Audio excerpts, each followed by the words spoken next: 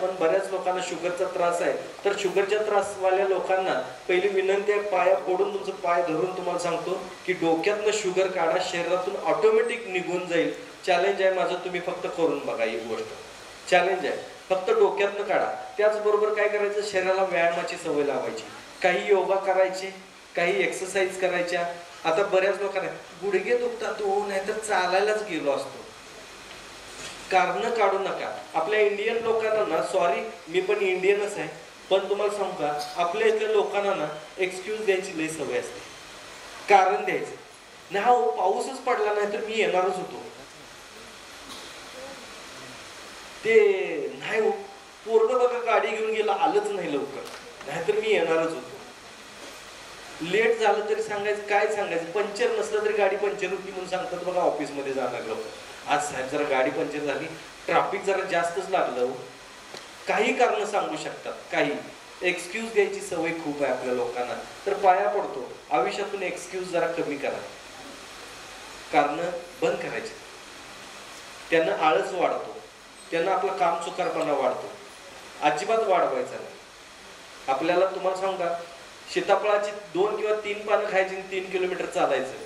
कसलीही शुगर असू दे तुमची, करून बघा फक्त एवढं, ऑटोमॅटिक नॉर्मल रेंजला याल तुम्ही. ज्यांच्या हातापायांची धग होते, टोमॅटो मधून चिरायचा, त्यातल्या बिया काढायच्या आणि गरम तव्यावरती उलटे ठेवायचे. ते असं अक्षायला लागतात, मऊ व्हायला लागतात. मऊ व्हायला लागले ते लगेच काढायचे. कोमट असताना तर सकाळी आणि संध्याकाळी टोमॅटो असे खायचे. हातापायांची धग 3 दिवसामध्ये गायब. करून बघा. मुतखड्याचा त्रास आहे, इकडे कसं आहे, सोलापूर साईडला बघितलं ना, सोलापूरचे माझ्याकडे भरपूर लोक येतात. जवळपास मला वाटतं अर्ध सोलापूर माझ्याकडे पुण्याला आणि कोल्हापूरला ट्रीटमेंटसाठी येतात. तर सोलापूरच्या लोकांच्या मध्ये जर बघितलं तर किडनीचा प्रॉब्लेम, मुतखड्याचा प्रॉब्लेम खूप आहे, युरिनचा प्रॉब्लेम खूप आहे इथल्या लोकांना. कदाचित पाण्याच्या याच्यात क्षार जास्त असावेत, त्यामुळे सुद्धा हा प्रॉब्लेम असू शकतो. तर आजपासून घाबरायचं नाही. जर तुम्हाला खरंच असं वाटत असेल की आपली किडनी कधी फेल जाऊ नये, कुठला त्रास होऊ नये, तर जेवणामध्ये लिंबू वापरायचा थोडासा, जेणेकरून बाबा आपली पचनक्रिया व्यवस्थित चालेल. लिंबूमुळे पचनक्रिया व्यवस्थित चालते. थोडा वापरायचा, जास्त वापरायचं नाही. त्याचबरोबर जर तुम्हाला सांगायचं झालं तर ताक प्यायला जास्त जोर ठेवायचा. पातळ ताक करायचं, रवीनं घुसळायचं, वस्त्रगाळ करायचं, 1 ग्लास ताकामध्ये 2 ग्लास पाणी घालायचं. असं ताक तुम्ही दिवसातून 1-2 ग्लास तरी प्यायचं. तेच जर नाहीच जमलं समजा, तसं ताकामुळे कोणाकोणाला त्रास होऊ शकतो, सर्दी खोकला किंवा आमवाताचा त्रास असेल कोणाला तर चालत नाही. तर अशा लोकांनी दगडी पाल्याचा रस प्यायचा. दगडी पाल्याचा रस सकाळ संध्याकाळ 2-2 चमचे प्यायचं. 21 दिवस प्यायचं. वर्षभर काही मागं वळून बघायचं नाही, काही प्रॉब्लेम येत नाही. 21 दिवस फक्त करायचं. तर करून बघा. ह्या गोष्टी छोट्या छोट्या गोष्टी असतात. आता बऱ्याच लोकांना असं वाटतंय दगडी पाला रोज आणायचा कुठून, तर घरात जिरा आणि ओवा तुमच्या असतोय. 1 चमचा जिरा, अर्धा चमचा ओवा, 1-2 वाटी पाण्यात टाकायचं आणि 1.5 वाटी करायचं उकळून उकळून.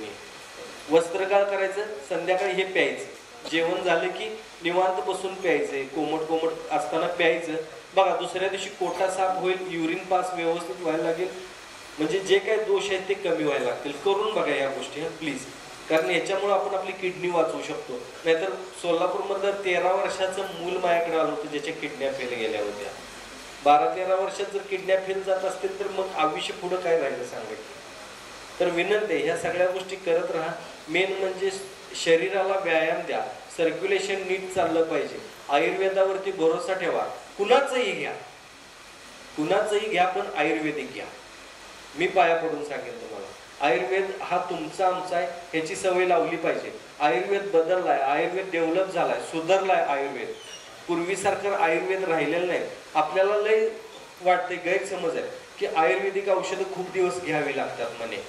बीपी शुगरच्या गोळ्या औषध तुम्ही मरेपर्यंत घेता, थायरॉइडच्या औषधं मरेपर्यंत घेता, ते लय दिवस नाहीत का? मग तुम्हाला 2 आणि 3 महिन्याचा कोर्स करायला काय बिघडतंय? पण त्याच्यात तुम्हाला आयुर्वेद व्याधी समूळ नष्ट करण्याची ताकद फक्त आयुर्वेदात आहे, हे लक्षात घ्या.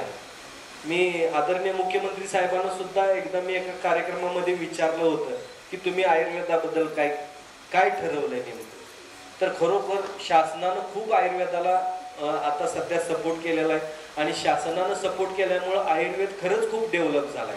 वेगवेगळ्या प्रकारची मेडिसिन्स निघालेले आहेत जी तुम्हाला कुठल्याही प्रकारचा साईड इफेक्ट न देता तुमचा रोग, तुमची व्याधी तुम्हाला बरी करू शकते.